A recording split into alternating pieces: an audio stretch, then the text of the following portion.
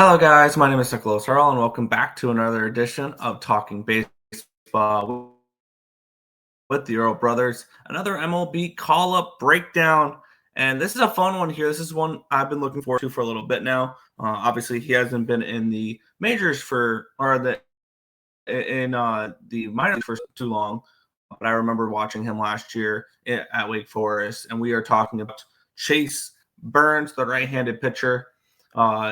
For now the Cincinnati Reds.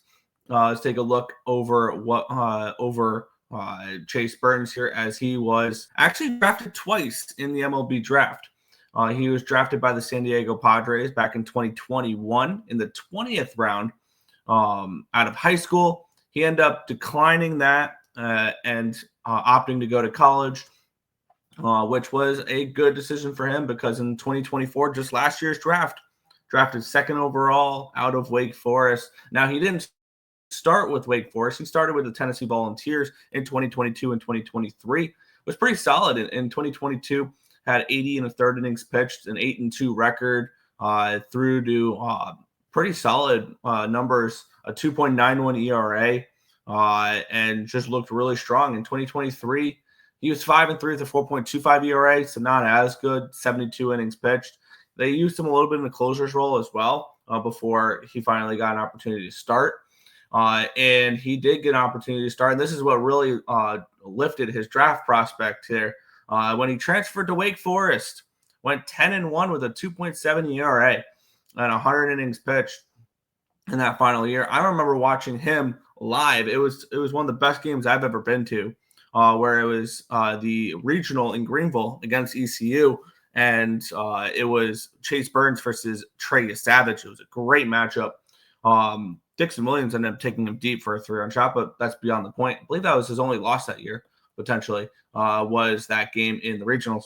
And then after that, he got drafted second overall to the Reds, which I really like. I really like this selection for the Reds. It gives them a opportunity to develop a pitcher, which we know Cincinnati is not the easiest place to try to convince pitchers to come pitch at, because Great American Small Park is not the best to go ahead and pitch in. But I have a feeling he's somebody who could probably pitch pretty well in Cincinnati. He's got a 65 grade fastball, 60 grade curveball, a 70 grade slider. Absolutely nasty, this slider that he has. And then a 55 grade changeup, which he doesn't throw too often. And he has a 50 control overall, 60 overall prospect, which is one of the best in baseball. He was the 11th overall prospect, according to MLB.com, right behind Jack Caglione and right in front of Travis Bazzana. So a couple guys that were drafted in the same draft as him, he was sandwiched in with those guys there. Then he started his this year. He started his minor league career. He started with High A Dayton, where he only got into 3 games before they moved him up, which I'm not surprised. I don't really think college arms should be high ranked college arms should be an A ball too long. He went 0-2 with a 3.09 ERA, but I think that was just getting him warmed up into professional baseball. And then he went to the Chattanooga Lookouts in Tennessee, where he did go to college. Granted, he went to Knoxville and not Chattanooga, but he went 6-1 with a 1.29 ERA and 8 starts, 42 innings pitched in Chattanooga. Then he got called up to AAA. He wasn't in AAA very long, only 2 starts. He went 1-0 with a 2.19 ERA and 12 1/3 innings pitched, and they're like, all right, it is time to call him up. So he was really, really good in the minor leagues.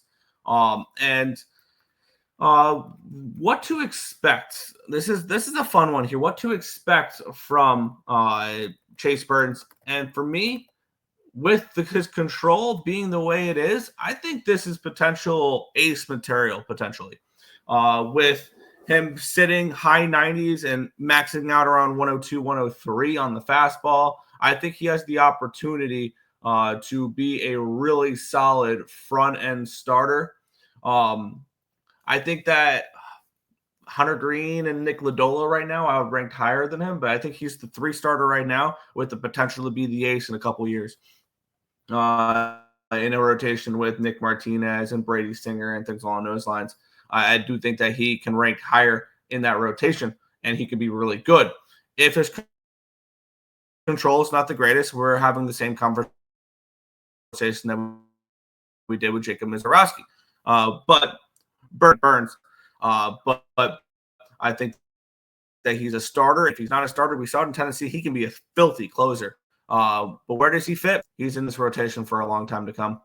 I think that he's one of those guys where he is going to pitch for the Reds for that at the very least the full 6 years of arbitration, and he is going to be at the very worst a 3-starter, at the very best an ace that can start a game 1 for you in a year or two. Maybe you would have Hunter Green start a game 1 for you, or Lodolo. But I mean, having Chase Burns as your 3-starter is not a bad option at all as well. So I do think that Chase Burns fits in really well into that slider, can help keep more